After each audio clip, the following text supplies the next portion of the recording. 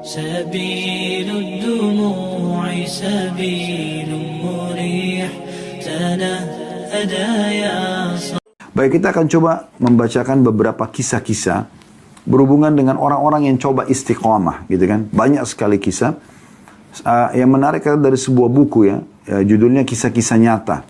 Ditulis oleh Ibrahim bin Abdullah Al-Hazimi. Ya.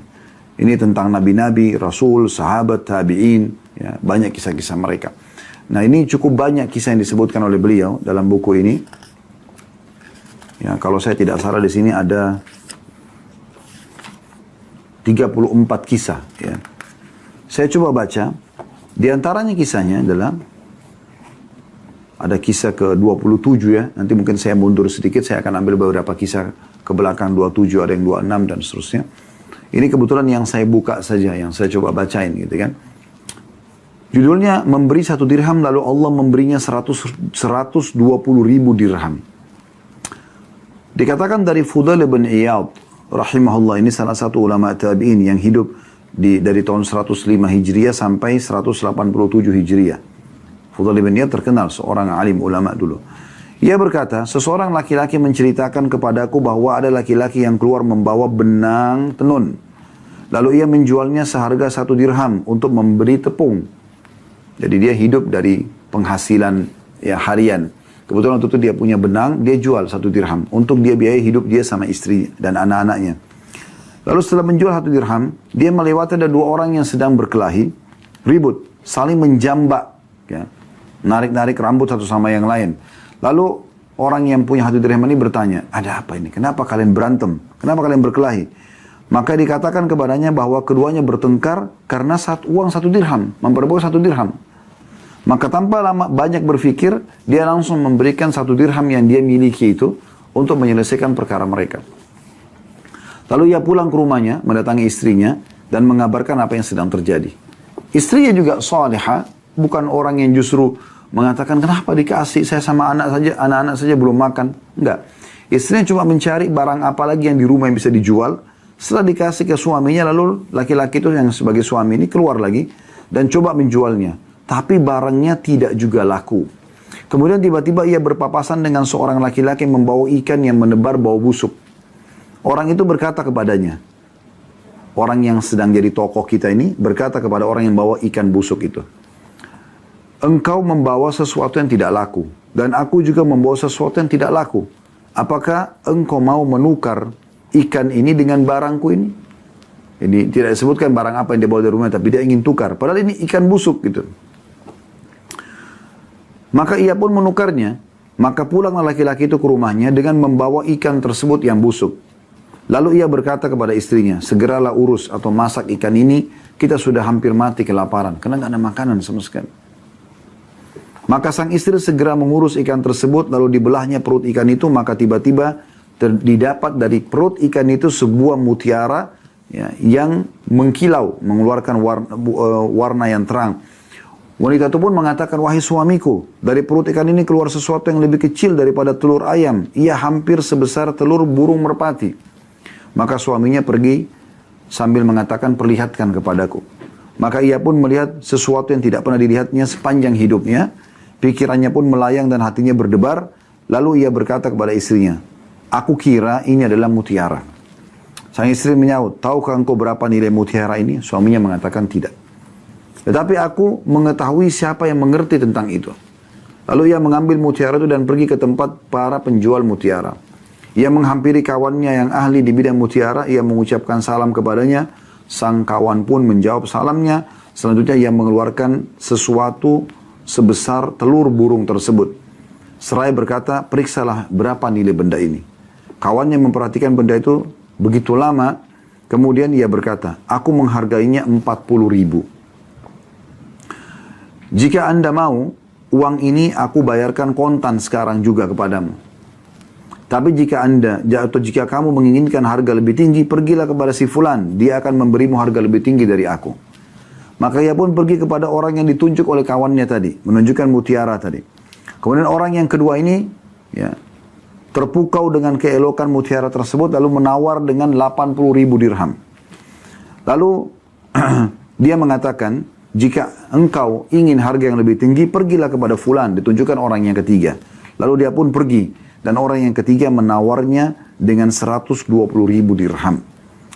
Maka orang itu pun mengatakan, aku yakin tidak akan ada orang yang berani menawar lebih daripada ini sedikit pun. Lalu laki-laki itu mengatakan, baiklah saya jual. Lalu harta itu ditimbangnya. Maka pada hari itu yang membawa 12 kantong uang, pada masing-masingnya terdapat 10.000 dirham. Ia pun pergi membawa uang itu ke rumahnya untuk disimpan. Tiba-tiba di pintu rumahnya ada seorang fakir yang meminta-minta. Maka ia berkata, keadaan orang fakir ini persis seperti keadaanku dulu. Dia mempersilahkan orang fakir itu masuk, dan orang itu pun masuk. Ia berkata, ambillah separuh dari hartaku ini. Maka orang fakir itu mengambil 6 kantong uang yang dibawanya. Setelah agak jauh, ia kembali lagi seraya berkata, sebenarnya aku bukanlah orang miskin atau fakir. Aku diutus kepadamu oleh Allah subhanahu wa ta'ala yang telah mengganti 1 dirhammu dengan 20 kirat. Dan yang diberikannya kepadamu itu baru 1 kirat saja. Dan dia menyimpankan untukmu 19 kirat lagi. Maksudnya, kisah ini memberikan gambaran kepada kita. Bagaimana pada saat seseorang itu yakin dengan perintah Allah subhanahu wa ta'ala. Dan dia yakin kalau dia bersedekah, dia istiqamah dengan itu, Allah SWT akan berikan balasan. Dia hanya bantu orang 1 dirham, Allah ganti dengan 120 dirham. Bahkan Allah uji lagi. Setelah menerima uang itu pun masih ada orang miskin yang minta. Dan dia tidak menahan diri.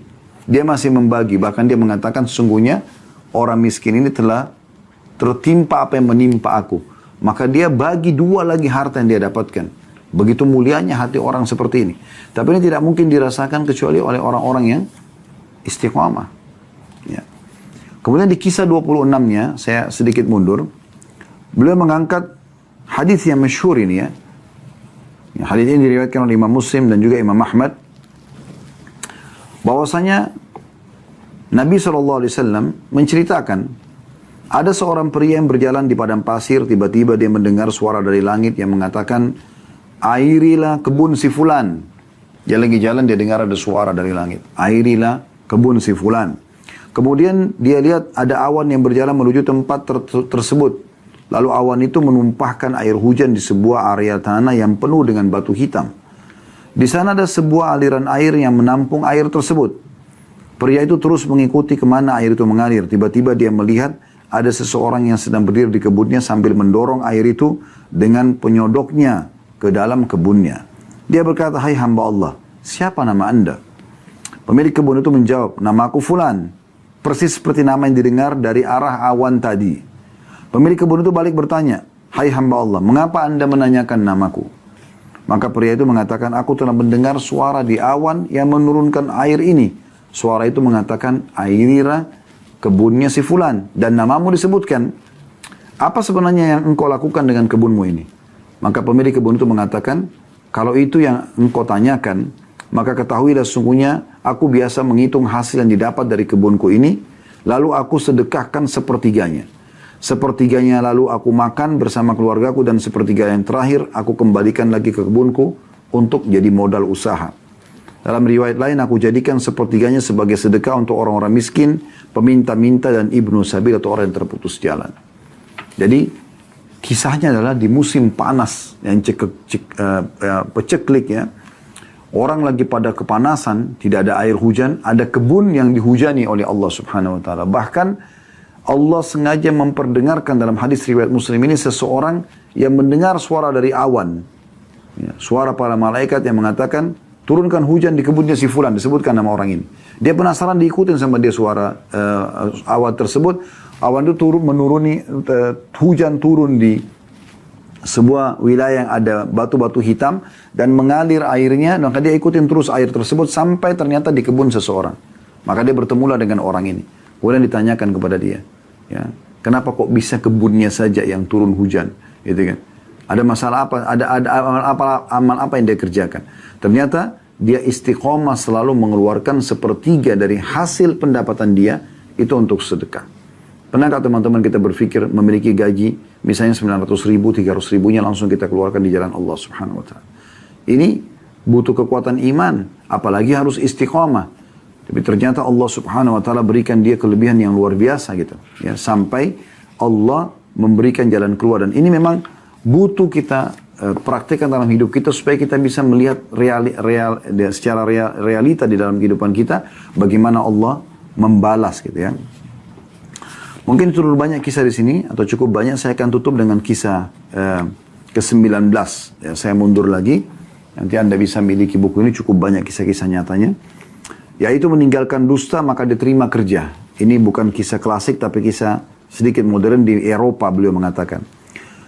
Dalam kisah ini dikatakan ada seorang pria berkebangsaan Eropa yang telah memeluk agama Islam dan baik keislamannya, jujur dalam tindakannya dan bersemangat untuk menampakkan keislamannya. Dia bangga dengan keislamannya di hadapan orang-orang kafir, tanpa ada perasaan minder, malu atau ragu. Bahkan tanpa ada kesempatan terlewatkan, dia selalu bersemangat untuk menampakkan keislamannya itu. Suatu saat dia bercerita bahwa ada sebuah iklan lowongan kerja di sebuah instansi pemerintah yang kafir. Pria muslim yang bangga dengan keislamannya itu mengajukan lamaran untuk mendapat pekerjaan tersebut.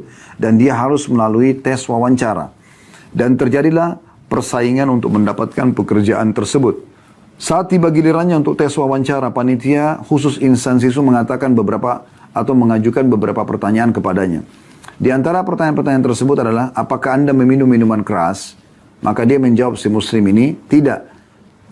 Saya tidak mengkonsumsinya karena saya muslim dan agama saya melarang untuk mengkonsumsi dan meminumnya. Jadi dia mesti istiqamah dengan haram tersebut. Dia tidak mau langgar.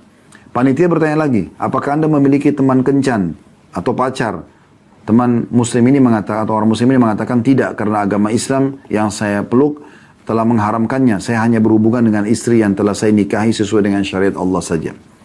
Wawancara pun selesai dan dia keluar dari ruang tes, tapi dia agak pesimis akan berhasil dalam persaingan tersebut. Akan tapi di luar dugaan ternyata hasil akhirnya adalah bahwa semua pelamar yang jumlahnya banyak itu gagal, dan hanya dialah satu-satunya yang berhasil lulus dari dalam tes itu. Kemudian dia pergi menemui ketua panitia tes dan mengatakan, tadinya saya mengira bahwa Anda akan menghalangi saya untuk mendapatkan pekerjaan ini sebagai balasan atas perbedaan agama antara saya dengan Anda, juga karena saya memeluk agama Islam. Akan tapi saya terkejut, Anda malah menerima saya dan mendahulukan saya daripada saudara-saudara Anda dari kalangan orang-orang Kristen. Apa rahasia di balik itu?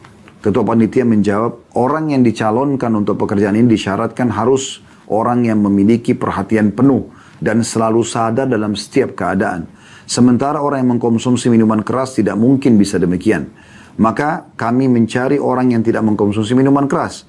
Dan dengan memperhatikan bahwa syarat-syarat ini telah terpenuhi pada diri Anda, maka Anda terpilih untuk pekerjaan ini. Maka keluarlah dari ruangan tersebut seraya memuji Allah, pelindungnya, ya pelindung dia, maksudnya pelindung orang ini atas segala nikmat yang karunia yang telah dilimpahkan kepadanya, dan seraya merenungi firman Allah SWT dalam surah At-Talaq ayat 2, wa man yattaqillaha yaj'al lahu makhraja. Siapa yang bertakwa kepada Allah, maka Allah akan memberikan jalan keluar kepadanya. Ya. Juga dinukil kisah yang lain, saya tutup dengan ini, ada seorang laki-laki muslim di Eropa, dia menikah dengan seorang wanita gara-gara bertemu di lift. Pada saat masuk di lift, ya, dan kebetulan berdua, dan serta lantainya puluhan lantai, maka dari semenjak naik sampai keluar dari lift, si muslim ini sama sekali tidak melirik dan melihat ke wanita ini, padahal dengan pakaiannya yang seksi.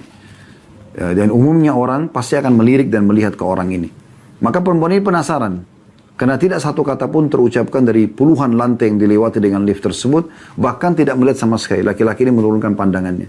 Karena penasaran, setelah keluar dari lift, perempuan ini bertanya, kenapa Anda tidak melihat ke saya? Tidak seperti umumnya laki-laki yang kalau melihat ke saya, pasti akan melihat dengan tubuh yang terbuka seperti ini. Dia mengatakan, saya seorang muslim dan agama saya melarang untuk itu. Maka saya tidak melihat Anda karena Allah atau agama melarangnya. Setelah dia telusuri, ternyata betul itu perintah agama Islam, akhirnya wanita ini masuk Islam dan akhirnya menikah dengan laki-laki tersebut. Dan ada ribuan kisah yang seperti ini. Di saat orang itu coba istiqamah, menjaga dirinya di atas agama Allah SWT, Allah malah memberikan dia keselamatan dan keberuntungan insya Allah.